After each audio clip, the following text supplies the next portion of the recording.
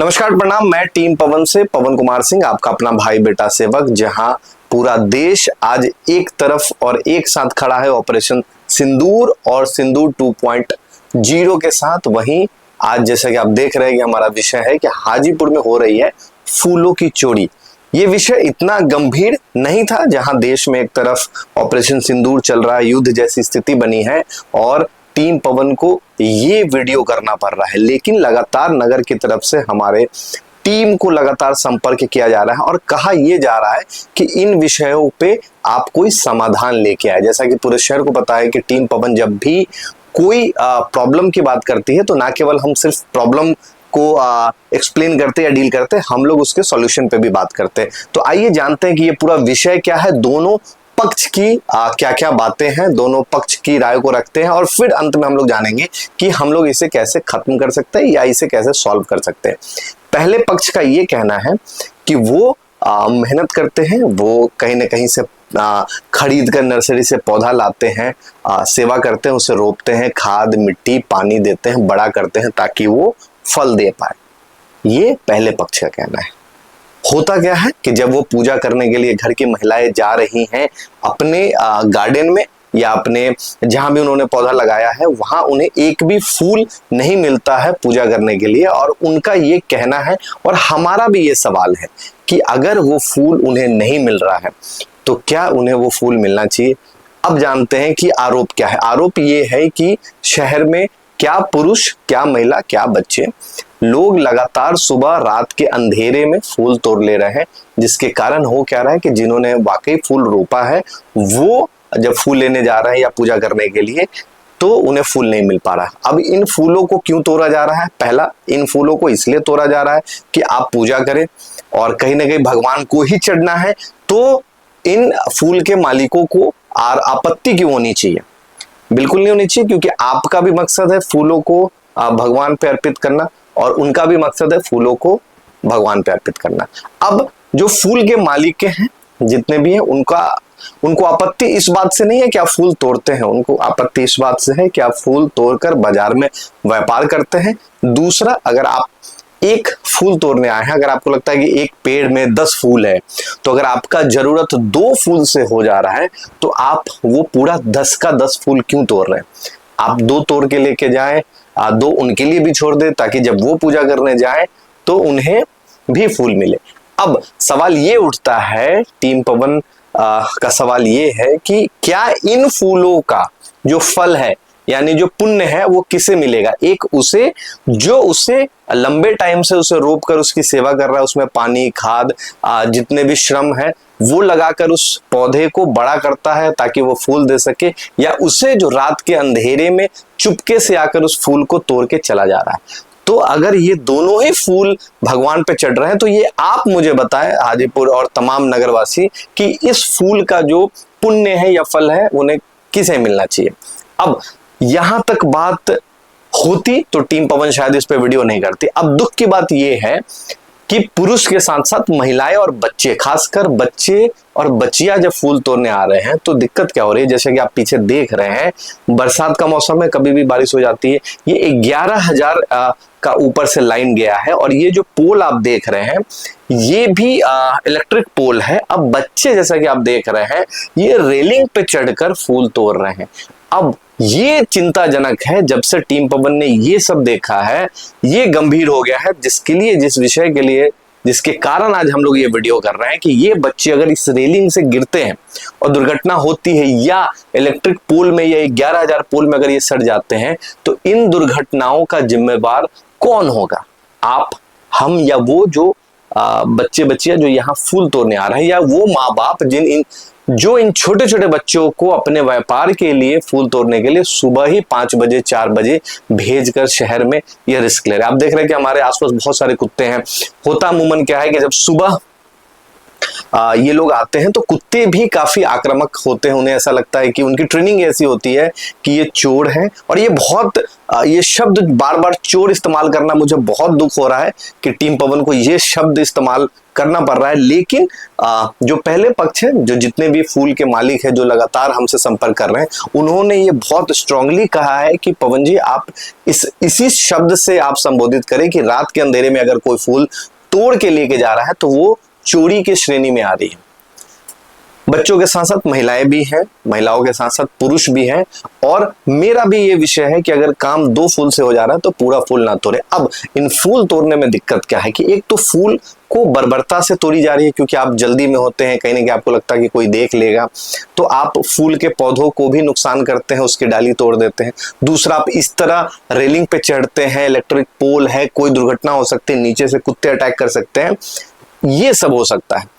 तो आइए अब दोनों पक्षों की बात हो गई। एक वो पक्ष जो फूल के मालिक है, जिनका लगातार आरोप ये है कि जब भी वो फूल अपने गार्डन में जा रहे हैं या पूजा करने के लिए जा रहे हैं तो उन्हें वो फूल नहीं मिल रहा, और कोई बाहर से आके फूल को तोड़ के या तो वो भगवान को अर्पित कर रहा है या वो व्यापार कर रहा है।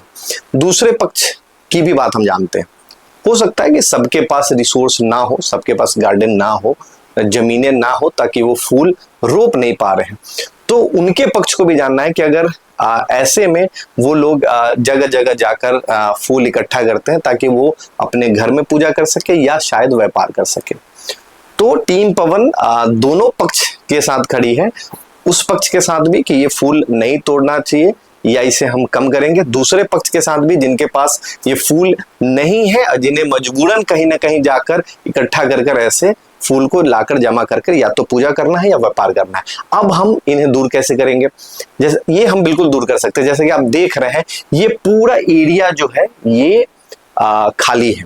ऐसे कई जगह हैं जो आपके आसपास खाली है, वहां हमें और आपको मिलकर, यानी हाजीपुर वासियों को मिलकर वहां ज्यादा से ज्यादा पौधे लगाने हैं, फूल के पेड़ लगाने हैं, ताकि ऐसी समस्याओं को कम किया जाए।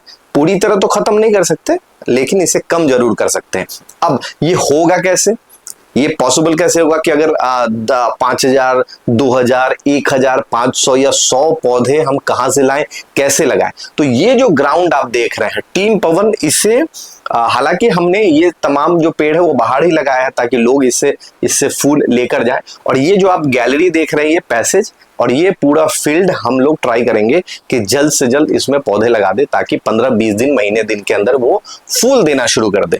ये टीम पवन करेगी। अब इसमें आपको क्या करना है?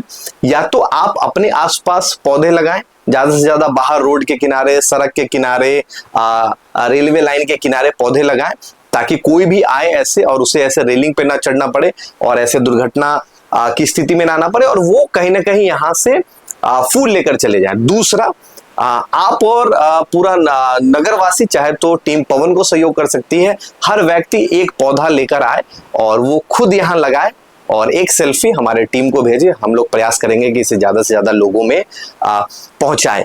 एक और चीज हो सकता है कि हाल में ही एक दुख की बात है जो मैं आपको साझा कर रहा हूं कि हाल में ही अर्थ डे मनाया गया है 22 तारीख को।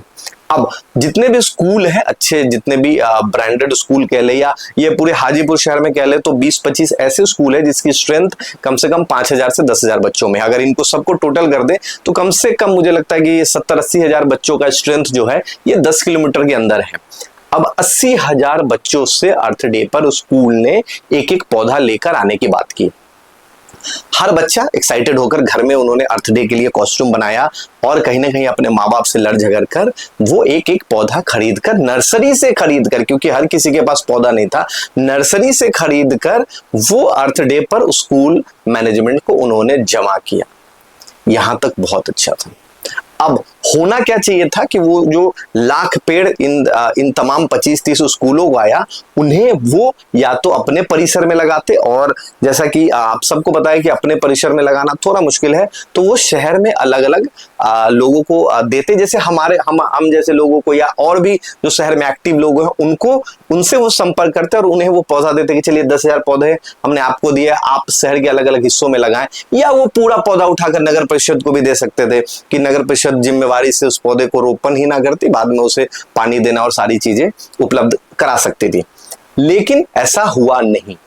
नर्सरी का कहना है, जब मैं नर्सरी के पास पौधा खरीदने गया तो एक तो सारे पौधे बिक चुके थे, तो ये काफी हमें ताज्जुब हुआ कि ये इतने सारे नर्सरी है हमारे बाईपास में, तो ये क्या हो गया कि फूल का एक एक पौधा नहीं है। और बाद में हमें महंगा महंगा मतलब 20 रुपए का पौधा 40 रुपए और 40 रुपए का पौधा 100 रुपए में लेकर आना पड़ा। उसका कारण क्या है कि इन तमाम स्कूल के बच्चों और उनके गार्जियनों ने लाख पौधे नर्सरी से उठा लिए।